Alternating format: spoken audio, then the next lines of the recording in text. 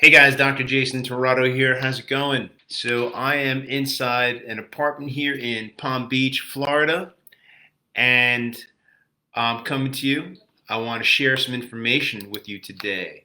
So hope everybody's having a great summer. Today I want to talk to you about getting the basics right, okay? And I'm bringing this to your attention because I find that a lot of chiropractors just they just don't do things right. They try to do too much too soon, and they try to get really fancy in their practice. They try to get fancy with their equipment, with their techniques. They try to get fancy with their marketing, and they always seem to plateau or fail or crash because they just don't get the basics right. I mean, just the basics are extremely, extremely important. So I want to come to you today. I want to talk to you a little bit about that. Right. So I think that change in general is really hard for most chiropractors, and I think that most chiropractors are aware of it. I mean, even the younger chiropractors that are starting out, they're really aware of it. You've got to be able to make a change inside your practice.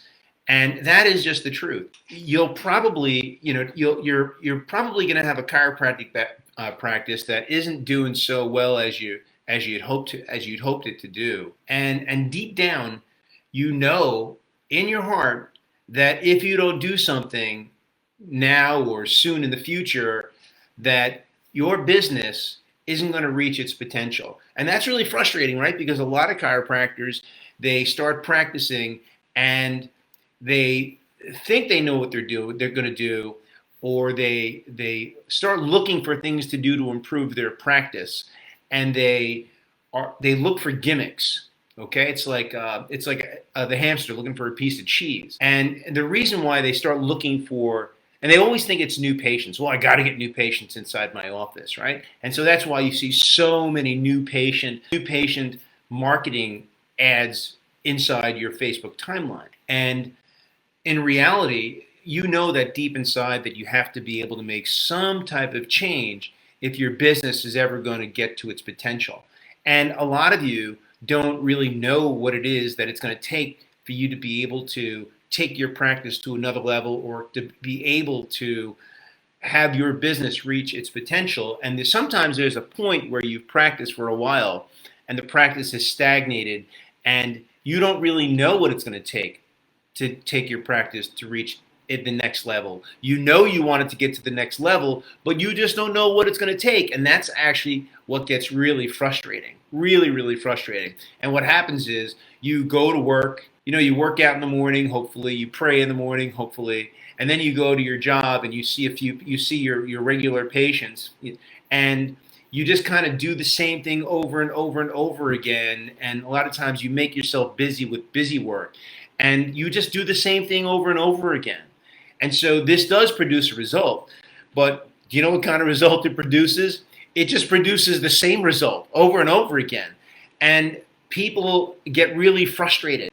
But there's a reason why you keep on getting the same result. And there's actually a neurological reason why you keep doing the same thing over and over again. So look, when you were young, it was really, really easy to develop new habits, to be able to learn new things. Your brain was more open to changing and to learning new ways of doing things. That's why the best time to teach a person a new language is when a person is very young, or even a baby. When they're learning a language, they can learn 2 languages, 3 languages, 4 languages, even up to 7 languages, because the human brain is just capable of being able to process that information, being able to learn very quickly, and also able to just change. And it doesn't really get stuck in a simple pattern. And so it's really easy to form new habits and develop new patterns in your brains. And that's because you're learning. Your brain is still fresh, it's new, it's still developing, which means that you're probably going to be more able to try new things and adopt new things. But as you get older, and especially as you get older in practice, you kind of stop looking to do new things. You start trying to play things safe, and you kind of stick to what it is that you normally do. And literally, by the time you get to be about 30 years old, maybe even 35 years old, you get set. Like you get set in these ways, these patterns that you've just established. They become laws, they become fixed things inside your brain, and you get comfortable with those things, and those things become your foundation. And trying to learn new things or just trying to change things becomes very, very difficult for you. Very, very difficult. And why is that? It's because, from the time you're born to the time that you're 30 or 35 years old, those things, they become solid rock foundations. They become habits. They become traits. They become conditional things that occur inside your brain, and they become very easy, and they become very, very comfortable for you. And your body tries to always get away from pain. And so trying to break those things, trying to break those habits, trying to learn new ways is very, very, very difficult. And it's because, breaking those means now, you're trying to break those habits now means that everything in your brain that you thought about, which was a good thing, now all of a sudden you question it, because you actually have to start changing things in your practice and start changing things in your life. And you know what? That means that could hurt.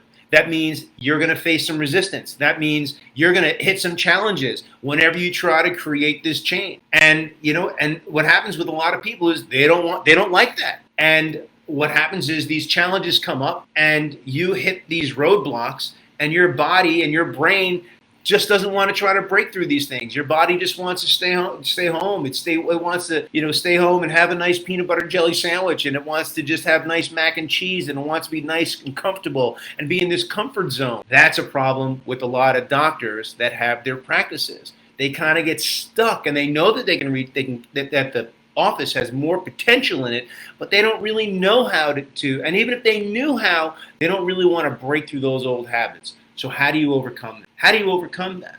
That's a real challenge. And the simplest way to overcome that is to start with the basics.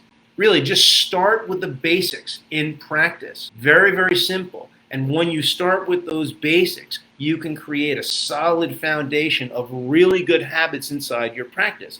And so when you try to create change immediately, you make it very, very, when you try to create advanced change immediately, you make it very, very, very easy for your brain to stop you. When you try to do all these new things in your practice, really you just make it very simple for your brain to just stop you from doing it. And so trying to make a huge change in your practice or trying to make a huge change in your life, like that almost never happens. So you've got to actually break things down and stop trying to make massive change inside your practice. You've got to actually start doing things step by step. Step by step. Start with simple fundamentals inside your practice. If you don't have any online scheduling, set up some online scheduling. If you don't have a patient onboarding system, set up a patient onboarding system. If you do not have a newsletter system for communicating with your patients, set up a newsletter system for communicating with your patient. On and on and on. All these systems that I'm talking about, you actually have to have inside your office. Systems like sending out postcards to your patients. Systems like text messaging your patients. Systems like sending out postcards to your patients. All these things are foundational systems that you should actually have inside your office working on autopilot. Simply working on autopilot. And if you don't have these systems working on autopilot, then you know what? Ask me. I want to help you out. I really, really want to help you out. But these things aren't going to take place.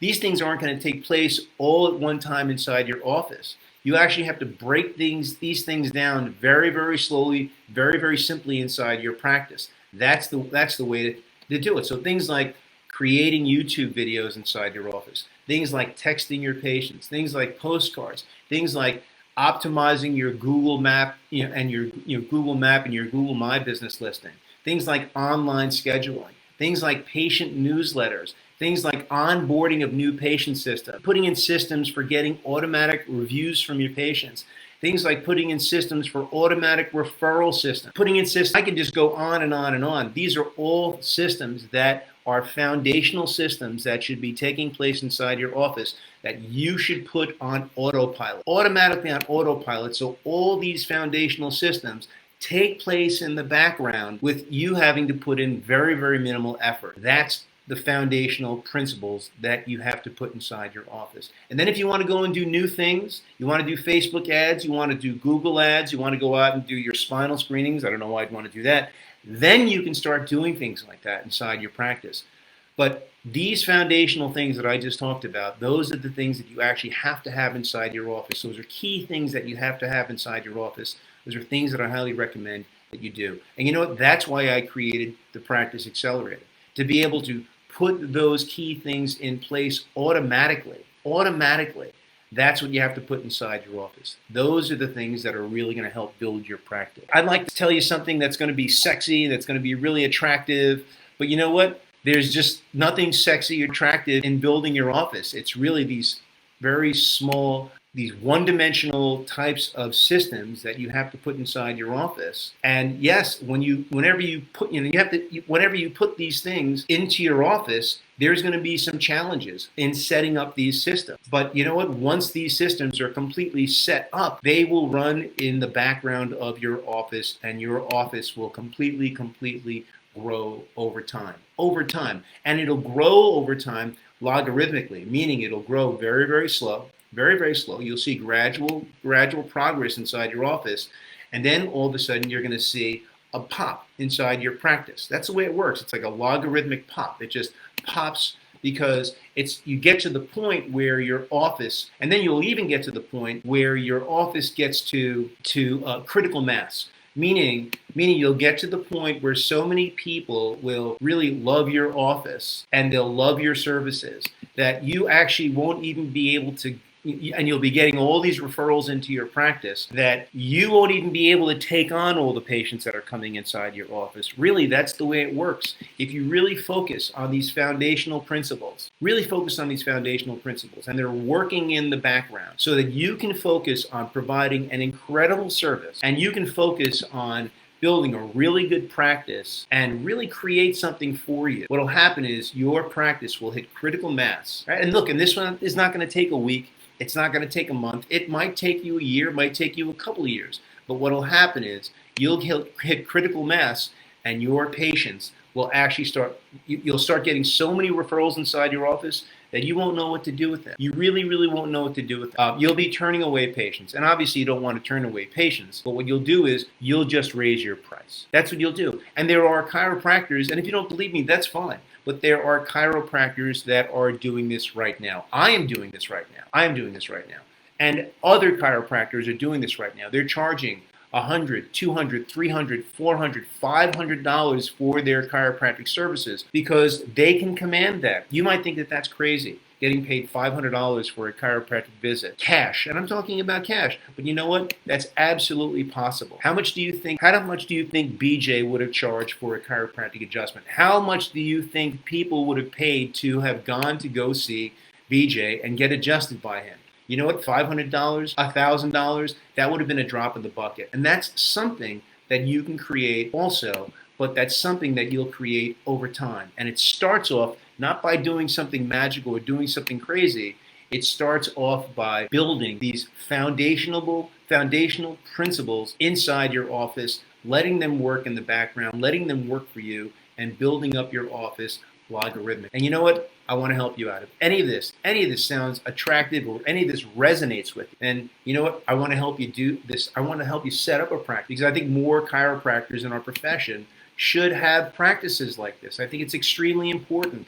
You know, I'm not saying that it's easy, but if you're willing to put in the work, you can create a practice that can grow just like this. So look, if you'd like to strategize on how to maximize your practice, how to maximize the revenue that you generate inside your business, look, you know what? I want to show you how to do that. If this message resonates with you, or if you like this message, please like below. And you know what? If you think that other chiropractors should hear about this particular message, then please, I'd like you to share this message with other chiropractors out there so that they can hear this message also, and they can learn why their practice isn't, why they're stuck or why their practice isn't growing. That's what I really want other people to know, why their practice isn't growing, and it's because of those foundational principles. That's it for today. I'm Dr. Jason Tirado. I hope some of this resonates with you. I'll talk to you guys soon.